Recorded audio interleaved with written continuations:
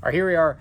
First two baits in the late summer. And when I'm talking about late summer, I mean that weird transition period. For a lot of places, it's in the middle part of the country, I would say. It's late July into August, not really into September. You know, you're not starting to get those cool nights just yet, but those fish in the early summer, first half of the summer, you know, I'm going to keep that deep crankbait in my hand. It's 100% good all the way into the fall, off and on.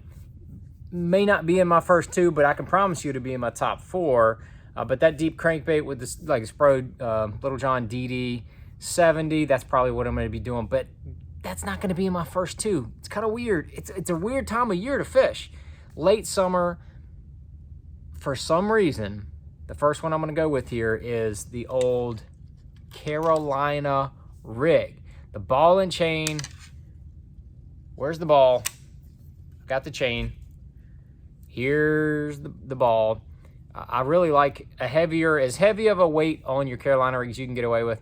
This is a 3/4 ounce tungsten weight. Got a little 8mm brass glass bead on there, and then a little Carolina clacker Spro power swivel. Usually do that on 20-pound Sunline shooter. Then I have usually a 14-pound. If it's real clear water, I'll go down to 12.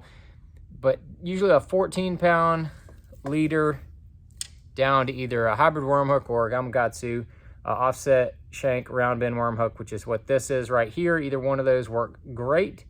And then the missile baits, baby destroyers, usually what I put on there. If you want to go with something straight like a centipede, quiver 4.5, those work great as well. But man, just take that and you can cover a lot of water with the Carolina rig. Find any kind of hard spots on points. Find those hard spots. You know, any kind of hump that you might find, ledges. You can even throw this up shallower on points as well. Now, as the fall goes on, don't forget about Mr. Carolina rig. I'm telling you, keep that around in the fall, especially on the lakes that start to have the drawdowns, where you don't have as much cover to throw at. Those shallow points, the secondary points, as fish start moving back into the creeks, Carolina rig, fantastic way to catch them. And you can throw it up there in 2 feet of water and drag it all the way out to 35. And you might catch fish in 3 feet of water, or you might catch them in 30 feet of water. And that's the great thing about the Carolina rig. In the early fall, late summer, sometimes you don't know where those fish are going to be. Now, we're not talking, no, you might say, John, why don't you say topwater? Guys, like, whoa. Cool your jets. Topwater is amazing in the fall. Late summer, it's very hit and miss. Yes, you can catch some on them, but it's really not, in my opinion, it's hit and miss. Some places you can catch them on them good, some places not. But if you got a lack of cover in your lake with that drawdown, or if the fish are just starting to, hit the bank from those deep areas, Carolina rig, that's going to be my first of the go-to. Number two, a little bit different than some people might think, but I'm going to go with a Ned rig. The little Ned bomb is tough to beat. It really is. You got a 16th ounce head. I like the 16th ounce head in the late fall. If I'm around smallmouth, I'm going to take one of the plain colored heads, or find somebody who makes a chartreuse looking head, throw that around with more of a bait fish looking color. That's Hillbilly Magic right there. That'd probably be the first one I would go if I knew that there were any kind of smallmouth in the place where I was going to be fishing in that later fall period. I mean, you're really going to get their attention with that chartreuse, and there's probably going to be some people who drop down in the comments and be like, I can't believe you told people about that. It's what I'm here for. It's what I do. That's going to be my second one in the first two. It's going to be the Ned rig. I throw that on the missile baits, or I throw it on a Cashin micro jig rod. Just a good quality reel. Throw that on 12-pound Sunline X plasma braid with an 8-pound Sunline Sniper leader There's some other leaders you can use. No problem. 8-pound is kind of where I like to go. I don't want to go too light with that neg because I want that thing to kind of float around. When I'm fishing that Ned rig, anytime, but especially in the fall, late summer, I should say, not the fall, late summer and into the fall. Late summer is when the Ned starts to, in my opinion, starts to get back good again. And you're gonna find those banks, especially the gravelly ones. You know, we're talking about places that maybe the water's starting to draw down. There's not as much cover around the bank, or you could throw this bad boy around some shallow grass lines. You know, fish tidal places like the Potomac River. Things are starting to get tough as nails. 16th ounce weight, that lighter weight.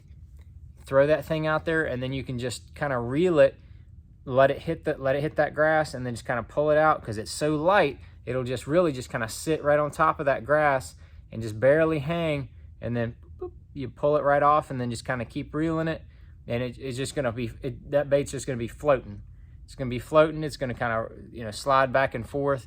It's going to kind of glide a little bit as it's coming back to you, and that looks like a bait fish just kind of wandering through the water column. That's the whole deal with the Ned. But if you don't have grass, you're going to be hitting some of those shallower points, shallower pockets. If you have some docks, skip one of these puppies around a floating dock, especially them shallow ones in the backs of the pockets.